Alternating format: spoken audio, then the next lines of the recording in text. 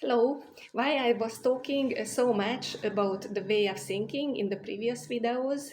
If you want to repeat, I put the link in the description. It is because using only left brain way of thinking, it is not possible to understand the basic principles of Ayurveda. The left brain, what we use mostly in the West, is responsible for rational way of thinking, logic, memory, and some people say also the instinctive, the lower consciousness. But this kind of mentality, an eye for an eye, is a little bit old.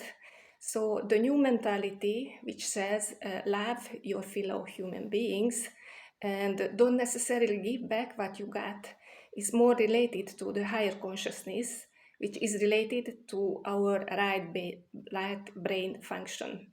So the right brain is responsible for art, creativity, dance, read, music. So whenever we practice these things, we, we are practicing the right brain way of thinking. This is also important that the two brains should work together. So how can you help it? Every movement when you are crossing your hands or legs, like a Greek dance, it helps. Also, when you are using one hand and the opposite leg, for example, the Indian jumping that we did in school when we were children, and also when you use your both hands in a different way. For example, when a mother is cooking the meal for the family with one hand and with the other hand she's touching the head of her son. It's a good example. Nowadays there are many trainings advertised that this is very good for the nervous system. Different topic. So what are the differences between the Eastern way of thinking and Western way of thinking? There are many differences. We will talk about it later when we talk about meditations. But one is that many things which are evident for the Eastern people, in the West, we don't believe. So we want to have a proof for everything. It's because we are using our left brain way of thinking. And there are many differences between the meditations, and this can be described well with the polarity of the energy. I'll show you a summary.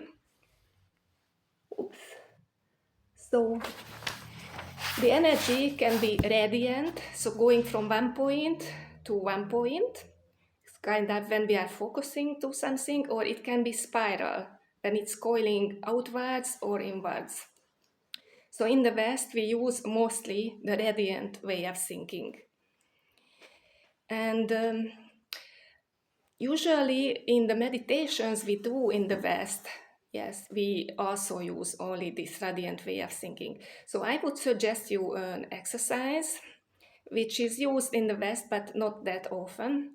So if you just sit down and close your eyes and try to empty your brain, just don't think of anything.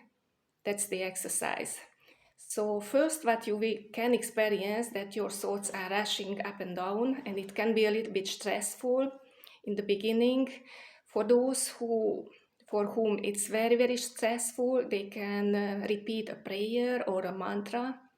Mantra is a sentence which carries higher frequency energies, a little bit simplified. So let's try this kind of meditation and let me know how you succeeded. And if you want to read more, I suggest you this book. Stay happy, stay healthy, and have a nice day.